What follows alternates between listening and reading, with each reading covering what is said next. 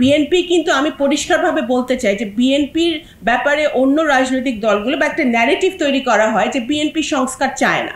BNP সংস্কার চায়, পন্থী রাজনীতি বাদ দিতে হবে। কেউ চায়নাপন্থী, কেউ আমেরিকাপন্থী, কেউ এই পন্থী, কেউ সেই পন্থী। ভাই আমরা সকলেই বাংলাদেশপন্থী, আমরা সকলেই বাংলাদেশি, এটাই আমাদের সবচেয়ে বড় পরিচয়।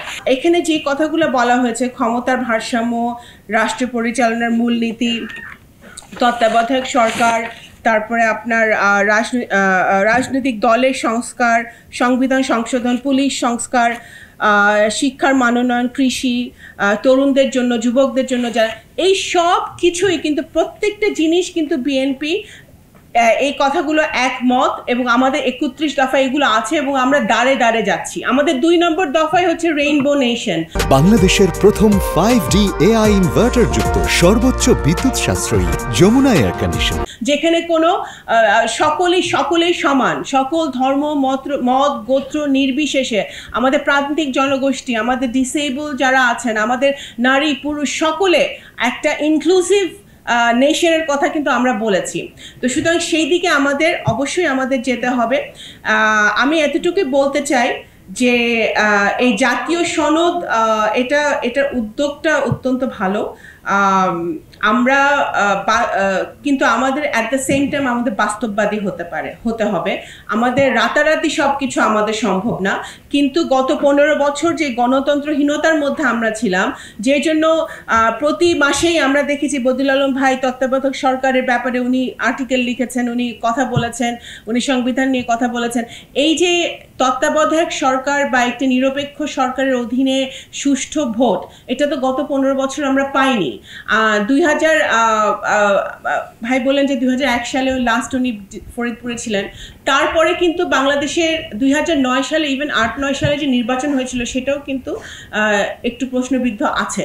তারপরে 14 সালে ইলেকশন আমরা দেখেছি। 2018 সালেও আমি 8-এ আমি অংশগ্রহণ করেছি, 2018 সালেও আমি অংশগ্রহণ করেছি। 2018 সালে তো আমি নিজেও মার খেয়েছি, আমার লোকজন মার খেয়েছে এবং বিভিন্নভাবে মানে কি রাতের ভোট হয়েছে সেটা তো আমরা জানি। এই যে সংস্কারের কথা আমরা বলি, বিএনপি কিন্তু আমি পরিষ্কারভাবে বলতে চাই যে বিএনপির ব্যাপারে অন্য রাজনৈতিক দলগুলো বা একটা ন্যারেটিভ তৈরি করা হয় যে বিএনপি সংস্কার চায় না।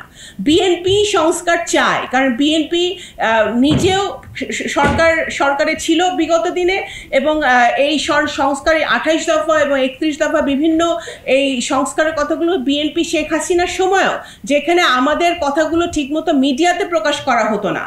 হ্যাঁ, আমাদের ভারপ্রাপ্ত চেয়ারম্যান জনাব তারেক রহমানের কথা মিডিয়াতে প্রকাশ করা হতো না, তখনও কিন্তু আমরা এই 28 দফা দিয়েছি।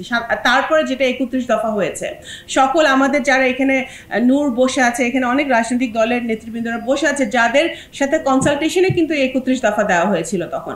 তো সুতরাং সংস্কার কিন্তু আমরা আমাদের নেতাকর্মীরা ভুক্তভোগী, তাদের পরিবাররা ভুক্তভোগী, তারা গুম হয়েছে, তারা খুন হয়েছে। তো সুতরাং আমরা সংস্কার ডেফিনেটলি চাই, বাট সংস্কারের মূল জায়গাটায় যে মৌলিক অধিকারের কথা যে আপনার ভোটাধিকার দিয়েছেন, এই ভোটাধিকারটা তো ফিরিয়ে আনতে হবে। আমার 18 বছরের ভাই বোনদের তো ভোট দিতে পারতে হবে তার নিজের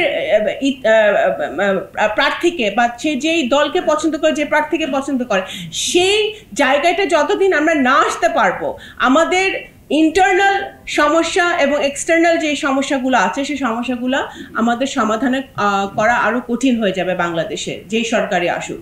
তো সেজন্য আমি অত্যন্ত আশাবাদী যে আগামী দিনে আমরা ভালো কিছু করতে পারবো যদি আমরা একসাথে, আমরা জুলাই আগস্টের পরবর্তী সময় যেই ফ্যাসিবাদ বিরোধী একটা ঐক্য ছিল, সেই ঐক্যটা আমাদের সুধী সমাজ, আমাদের রাজনৈতিক দলগুলো সবাই মিলে আমাদের সেই ঐক্যটা ধরে রাখতে হবে। আমরা বাংলাদেশের জন্য ভালো কিছু করতে চাই, শুধু নিজের ভালোটা দেখলে হবে না, নিজের সুবিধাটা দেখলে হবে না। আমার নিজের ভালো সুবিধার থেকে বাইরে এসে দেশের জন্য যদি আমরা কিছু করতে পারি, এবং এই পন্থী রাজনীতি বাদ দিতে হবে। কেউ চায়নাপন্থী, কেউ আমেরিকাপন্থী, কেউ এই পন্থী, কেউ সেই পন্থী। ভাই আমরা সকলেই বাংলাদেশপন্থী, আমরা সকলেই বাংলাদেশি, এটাই আমাদের সবচেয়ে বড় পরিচয়। এবং সেই বাংলাদেশি জাতীয়তাবাদ থেকে, সেই দেশপ্রেম থেকে যদি আমরা আমাদের জায়গা থেকে যত ছোট কাজই হোক, যত নগণ্য কাজই হোক, যতটুকু আমরা যদি দেশের জন্য করতে পারি আমাদের জায়গা থেকে, তাহলে কিন্তু আমরা এই পরিবর্তনগুলো আনতে পারবো। আপনাদেরকে অসংখ্য ধন্যবাদ, সুজনকে আবার আমাকে ইনভাইট করার জন্য। আসসালামু আলাইকুম।